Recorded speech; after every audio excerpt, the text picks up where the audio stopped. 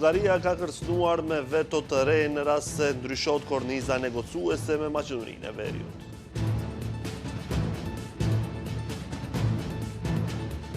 Kreu i BDI-s alarmon faktorin ndërkombëtar, paralajmëron se është duke rrezikuar koncepti bashkëjetesës në vend.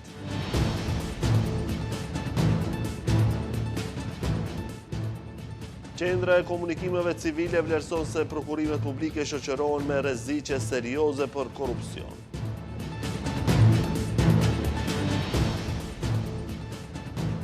Në raportin e entit shtetëror të revizionit theksohet se popullsia po plaket, arsyeja kryesore është emigrimi i popullsisë.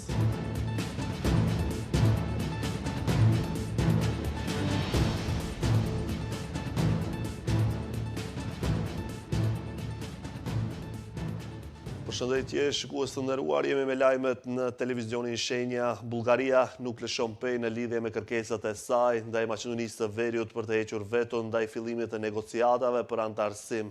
Madje, Bullgaria ka kërcënuar me veto të re në rast se ndryshot korniza negocuese e dakorduar sipas propozimit francez, ku kërkohet futja e bullgarave në kushtetutë.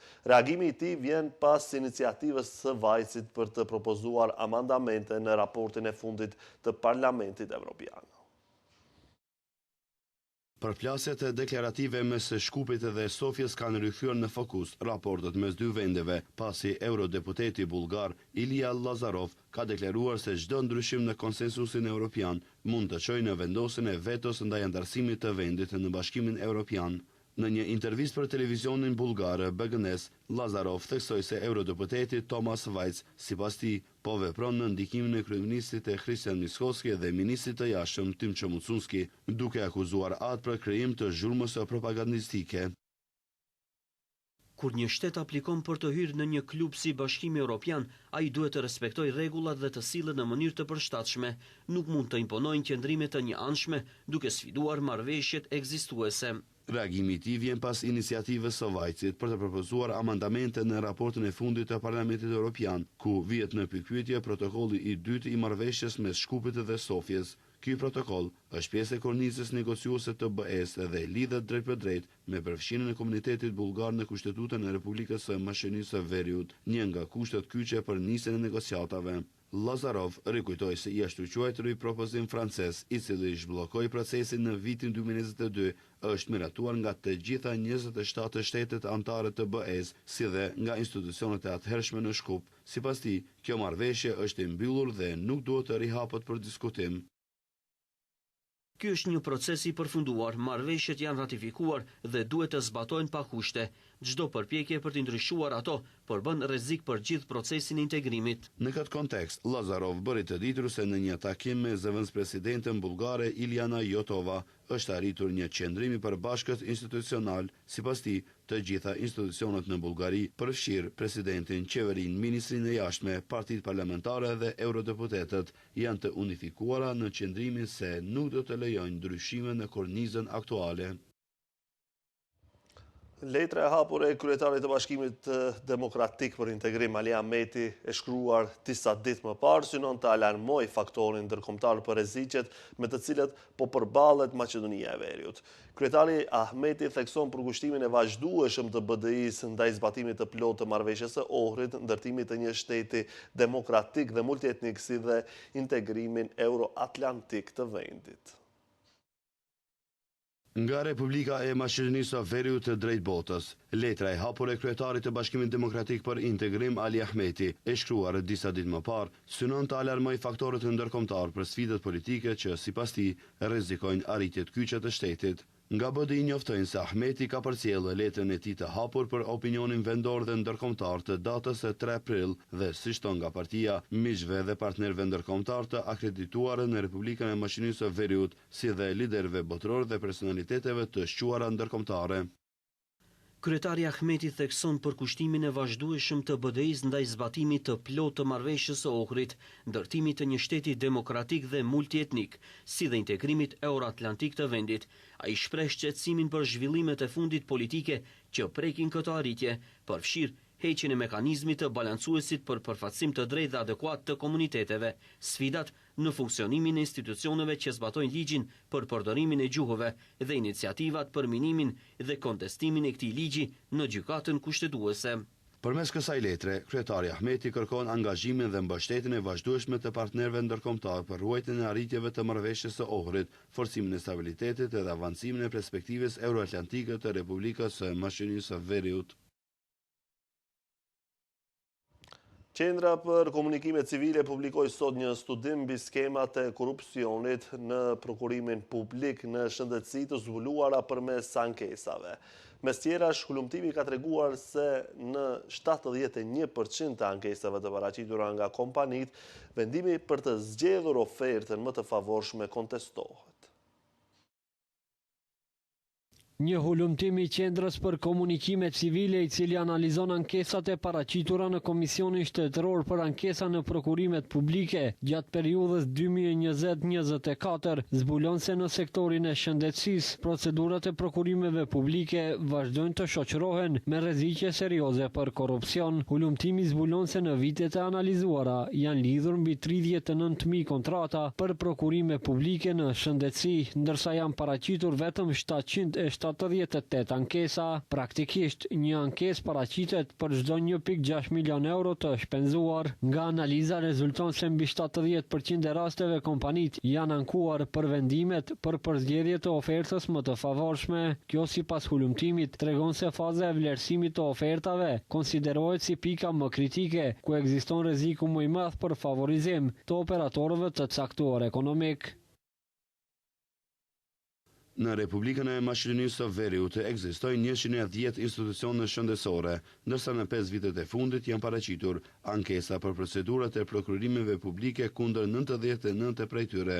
Ndër institucionet me numrin më të madh të ankesave, veçohet Spitali i Përgjithshëm i Qytetit të 8 Shtatori në Shkup me 58 ankesa, i ndjekur nga Ministria e Shëndetësisë me 40 ankesa dhe institucioni publik nga fusha e shëndetësisë për nevojët e institucioneve shëndetësore publike, klinikat universitare, institutet dhe qendra urgjente në Shkup me 31 ankesa. Hulumtimi tregon edhe një tjetër problem serioz. Në 42% të rasteve, komisioni ka pranuar ankesa duke konstatuar parregullsi në procedura. Në disa raste, hulumtimi dëshmon se institucionet shëndetësore nuk kanë zbatuar vendimet e komisionit, duke përsëritur të njëjtat vendime, edhe pas anulimit, gjë që ngre dyshime serioze për mungesë të transparencës. Nga vendimet analizuara mund të konkludohet se 42.3% e ankesave janë pranuar, që do të thosë se në pothuajse gjysmën e rasteve komisioni kanë konstatuar parregullsi në procedurat e prokurimeve publike në sektorin e shëndetësisë. Përqindja e lartë e ankesave të pranuara tregon për dobësi sistematike në përgatitjen dhe zbatimin e procedurave, siç është mungesa e ekspertizës së mjaftueshme. Një tjetër dobësi e zbuluar nga ky hulumtim është fakti se në rreth 40% të tenderave ka vetëm një ofertues. Ndërkaq, konkluzioni i hulumtimit është se sistemi i prokurimeve publike në shëndetësi ka nevojë urgjente për reforma, forcim të kontrollit dhe për rritje të transparencës në mënyrë që të parandalohet korrupsioni dhe të mbrohet interesi publik. Familjarët e viktimave të tragjedisë në Koçan kërkojnë më shumë transparencë dhe informacione rreth shkaqeve të vdekjes së të afërmëve të tyre në këtë tragjedi. Pasi institucionet nuk janë përgjigjur thirrjeve të tyre, ata sot shkuan në Institutin e Mjekësisë Ligjore për të marrë informacione. Por nga instituti u thanë se ekspertizat do të prezantohen në seanca gjyqësore. Disa prindër të rinjve që ndërruan jetë në zjarrin në të ashtu quajtërën Kabare Puls në Koçan u takuan sot me drejtorin e Institutit të Mjekësisë Ligjore Aleksandar Stankov. Në deklarat për media pas takimit thanë se kishin marrë konfirmim se instituti kishte kryer analiza toksikologjike, por se do duhej të prisnin që rezultatet të prezantohen në gjyqin që po zhvillohet për këtë rast. Siç deklaroi Aleksandar Naunov, babai i Nadiza Naunovës, e cila vdiq natën famkeqje dhe i cili është kryetari i shoqatës së qytetarëve 16 mars 2025 Koçani, në takimin me drejtorin Stankov ju shpjegua atyre se institutit nuk i lejohet të japë të dhëna mbi analizat e kryera dhe të dhënat të tjera që lidhen me pjesën tjetër të punës në këtë rast, dhe se gjetjet e institutit do të paraqiten para gjykatës në kuadër të procedurës së provave. направени сите токсиколошки материали. Ne I kërkuam mjekësisë ligjore të na zbulonte nëse ishin bërë të gjitha analiza toksikologjike për të gjithë fëmijët tanë të ndjerë. Nuk na u dha përgjigje. Kështu që ne u desh të vinim sepse kishim dhënë një afat prej 3 ditësh. Kur erdhëm, në shpjeguan se gjithçka I ishte dhënë prokurorisë, se ishin bërë të gjitha analiza toksikologjike dhe se duhet të presim ekspertizën në gjykatë për të dhënë detaje.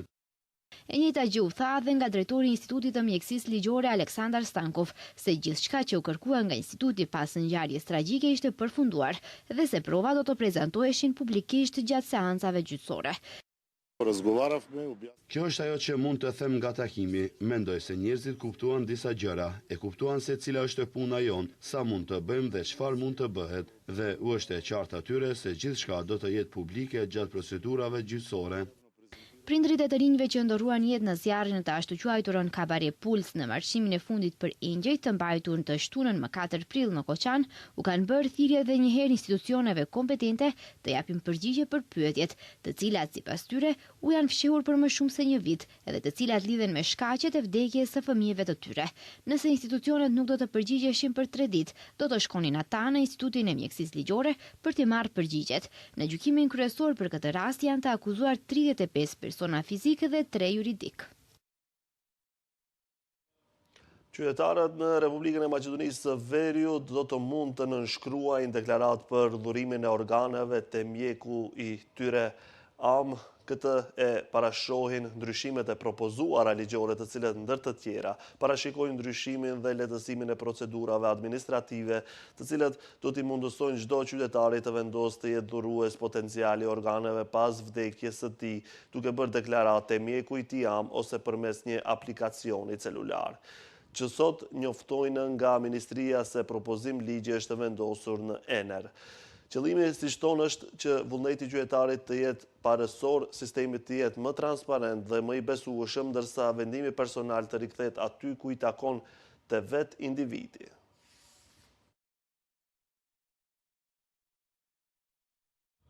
Raporti antishtetror të revizionit zbulon se popullsia në Maqedoninë e Veriut është duke u plakur. Arsyeja kryesore nuk është shkalla e ulët e lindjeve, por emigrimi I popullsisë.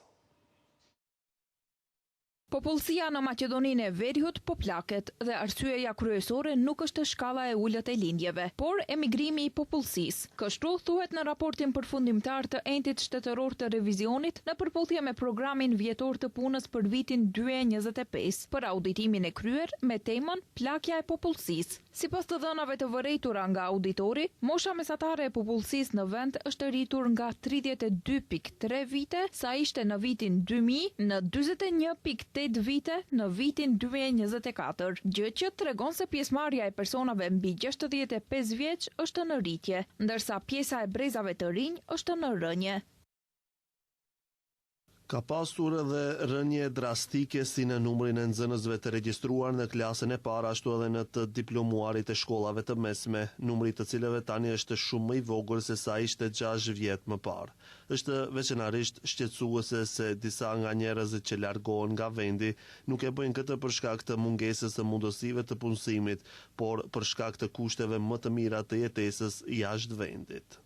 Auditimi vëren se megjithse institucionet kompetente kanë ndërmarrë masa dhe aktivitete, kujdesi I plot dhe I përshtatshëm për të moshuarit mbi moshën 65 vjeç dhe për menaxhimin dhe qëndrueshmërinë e sistemit të pensioneve në kushtet e plakjes së përshpejtuar të popullsisë nuk është siguruar. Maqedonia e Veriut, sipas raportit, është në një nga proceset më të shpejta të plakjes demografike në Europë. Kjo situatë, sipas entit shtetëror të revizionit, kërkon reforma urgjente sistematike, duke përfshirë rritjen e moshës së daljes në pension, rregullimin e normave të kontributeve, rishikimin e modelit të rregullimit të pensioneve, diversifikimin e investimeve në shtyllën e dytë dhe rritjen e kapacitetit për shërbime për të moshuarit. Ministria e Punëve të Mëretshme ka njoftuar se që nga nesër hyn në fuqi sistemi I ri evropian për hyrje dhe dalje në kufi. Sistemi sjell ndryshime të dukshme në procedurat kufitare, duke vendosur një mënyrë të unifikuar dhe të automatizuar të regjistrimit të hyrjeve, daljeve në territorin e Bashkimit Evropian. Nga nesër, hyn në fuqi sistemi I ri evropian për hyrje dhe dalje. Tash tutje regjistrimi digital do të zëvendësoj vulat e deri tanishme në pasaporta për të gjithë shtetasit e vendeve që nuk janë anëtare të BE-s. Përfshirë edhe qytetarët e Maqedonisë së Veriut. Sistemi I ri sjell ndryshime të dukshme në procedurat kufitare, duke vendosur një mënyrë të unifikuar dhe të automatizuar të regjistrimit të hyrje-daljeve në territorin e Bashkimit Evropian. Në praktik, kjo nënkupton se çdo kalim kufitar do të regjistrohet në mënyrë elektronike, duke eliminuar nevojën për vulosje fizike të dokumenteve të udhëtimit. Ministria e Punëve të Brendshme thekson se me vendosjen e ES, hyrje dhe dalje do të regjistrohen elektronikisht, ndërsa sistemi do të mundësoj përpunimin e të dhënave bazë biometrike, shenjat e gishtarinjeve dhe fotografi, me qëllim identifikim më të shpejt dhe ndjekje më efikase të qëndrimit të lejuar, sipas rregullit 90 ditë brenda një periudhe prej 180 ditësh, gjë që mund të rrisë kohën e pritjes në pikat kufitare gjatë hyrjes në BE, theksuan MPB. Ndërkaq, MPB njofton se nga ana e policisë kufitare janë ndërmarrë të gjitha masat dhe aktivitetet e nevojshme, ku përkatësisht janë vënë në funksion të gjitha burimet materiale teknike dhe njerëzore në dispozicion, siç thonë ata, me qëllim sigurimin e një qarkullimi të shpejtë dhe të pandërprerë të udhëtarëve. Pas 26 vitesh ndërprerje pas miratimit të ligjit, ku vendi dha dritë jeshile rihapjes së shkollës së mesme policore, shkollë e cila rikthehet të pritet të nisë mësimin që nga gjenerata 25 e nxënësve pasi e 24 ka përfunduar në vitin 2000. Shkolla do të funksionojë në hapësirat ekzistuese të qendrës për trajnim në Idrizov dhe do të fillojë punën me 13 maj 2026. Programi mësimor do të hartohet dhe miratohet nga Ministria e Arsimit dhe Shkencës në bashkëpunim me Ministrinë e Punëve të Brendshme. Një nga kushtet për regjistrim në këtë shkollë është njohja aktive e gjuhës maqedonase. Mësimi në këtë shkollë do të zgjasë 2 vjet që përkojnë me vitin e 3 dhe të 4 të shkollës së mesme. Përveç kushteve të përgjithshme, kandidatët do t'i nënshtrohen edhe verifikimit të sigurisë me qëllim konstatimin e mungesës së rrezikut për sigurinë. Gjithashtu, për regjistrim kërkohet pëlqimi me shkrim I prindërit, kujdestarit ose përfaqësuesit ligjor.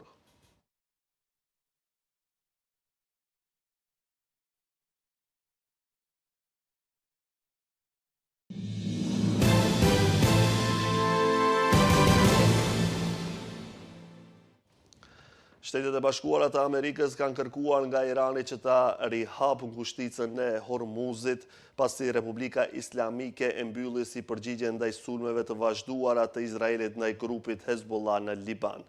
Lëvizja e fundit ka nxitur dilema nëse një armpushim për t'i dhënë fund luftës do të mbetet në fuqi. Irani e ka akuzuar SHBA-n për shkelje të 3 klauzolave të kornizës për marrëveshje. Armpushimi I papar për 2 javë zgjati disa orë. Ai kishte dispozit në marrëveshje dhe rihapjen e përkohshme të kanalit vendimtar detar.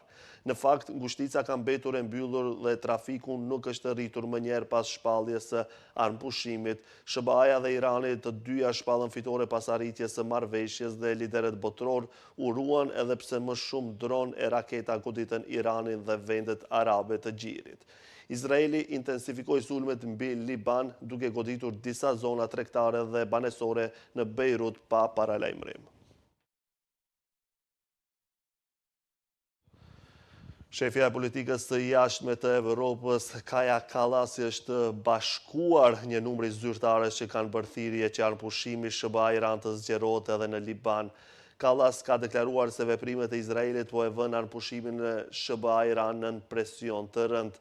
Hezbollahu e përfshiu Libanin në luftë, por e drejta e Izraelit për ta mbrojtur veten nuk justifikon shkaktimin e një shkatrimi kaq masiv. Sulmet e Izraelit kanë vrarë qindra njerëz mbrëm, duke bërë të vështirë të argumentohet se veprime të tilla kaq të rënda hyjnë në kornizën e vetmbrojtjes, ka thënë ajo. Kallas ka shtuar se pajtohet se Hezbollahu duhet të çarmatoset dhe BE-ja mbështet përpjekjet e Libanit për çarmatimin e tij.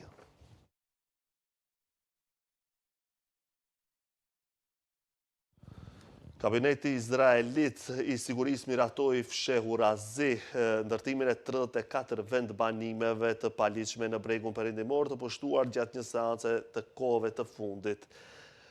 Channel 24 nuk specifikoi datën e saktë të vendimit, por tha se ai u mor gjatë fushatës ushtarake të SHBA-s dhe Izraelit kundër Iranit që filloi me 28 shkurt. Vendet e miratuara përfshin lokacione brenda lagjeve palestineze në veri të bregut perëndimor dhe zonat të largët që rrallë arrihen nga forcat izraelite. Ky është numri më i madh i vetbanimeve të miratuara ndonjëherë në një seancë të vetme kabineti, ka shtuar kanali. Sipas raportit, numri i përgjithshëm i vetbanimeve të paligjshme të miratuara nga qeveria e kryeministrit Benjamin Netanyahu, që kur ajo erdhi në pushtet në fund të vitit 2022 u rrit në 103. Bashkësia ndërkombëtare dhe OKB-ja konsiderojnë bregun perëndimor përfshir Jerusalemin lindor territor të pushtuar palestinez, ndërsa aktivitetin e vendbanimeve izraelite atje si të paligjshëm sipas ligjit ndërkombëtar.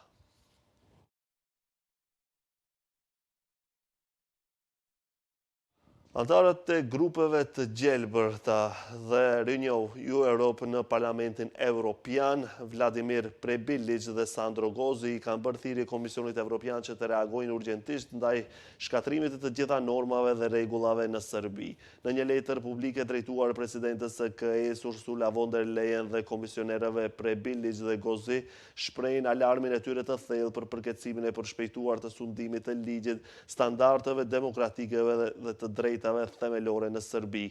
Veprimet e fundit ndërhyrëse të policisë brenda ambienteve të Universitetit të Beogradit, duke përfshirë kontrollet e sekuestrimit dhe dokumentacionit të brendshëm dhe hetimit të rektorit të Universitetit të Beogradit, Vladan Đokic, të transmetuara drejt për drejt në kanale televizive pro-qeveritare, duhet të dënohen me termat më të forta të mundshme, vëren letra.